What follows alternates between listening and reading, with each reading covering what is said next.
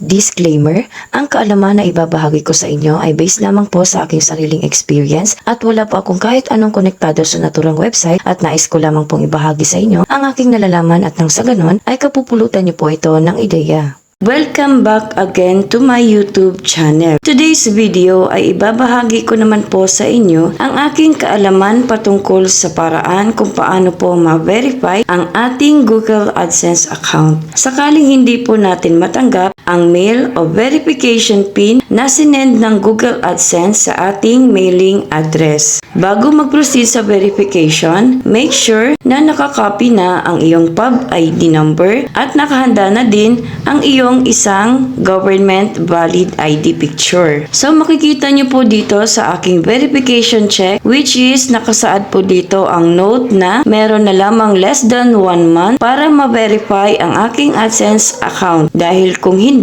ay i-remove ni AdSense ang mga patalastas na lumalabas sa aking mga videos. So dahil hindi pa natin nare-receive ang ating verification PIN, ang gagawin na lang natin ay mag-proceed sa isa pang paraan para maging totally completed na ang ating identity and address verification. First, i-click po natin ang Gmail. Then, i-click po natin ang email na sinend ng Google AdSense. Dito ay may nakikita po tayong note, verify your address to receive payments from Google AdSense. Ngunit dahil hindi pa natin natatanggap ang ating verification PIN, kaya hindi po tayo makakapag-proceed dito sa part na to. Kaya naman, mag-proceed po tayo sa pinakaibaba nitong message. Dito ay makikita po natin ang nakalagay na note na PIN troubleshooter. And then, i-click lang po natin ito. Then, mapupunta naman po tayo sa page ng AdSense PIN troubleshooter. At sa ibaba nito ay ang confirm your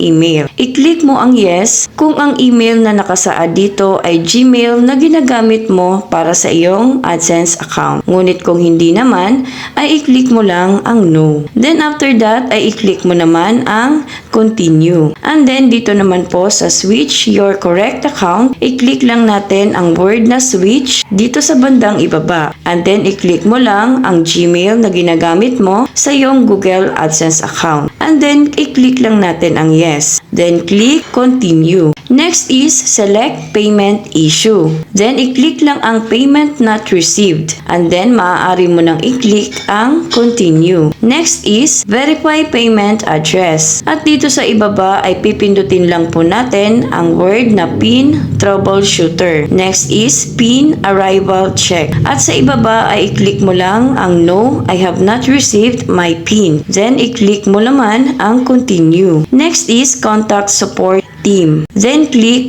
contact form. Pagkatapos ay mapupunta po tayo sa personal identification number or PIN. At sa ibaba ay ang required field na kailangan nating fill upan. First is name. I-enter po natin dito ang ating pangalan, which is ang pangalan ng ating Google AdSense account. Dito naman po sa contact email address ay naka-enter na ang ating email. Then proceed naman po tayo dito po sa your AdSense publisher ID. So i-enter naman po natin dito ang pub ID na ating kinapi. Next ay i-click mo naman ang choose files. Then i-click mo naman ang picture ng iyong government ID na isa-submit. At kapag na-enter mo na ang iyong ID picture ay maaari mo nang i-click ang submit. Then after that ay lalabas po dito ang your email has been sent. Pagkatapos ay punta ka ulit sa iyong AdSense account upang i-check ang status ng iyong verification. At makikita nyo po dito na completed na ang identity verification at ang address verification.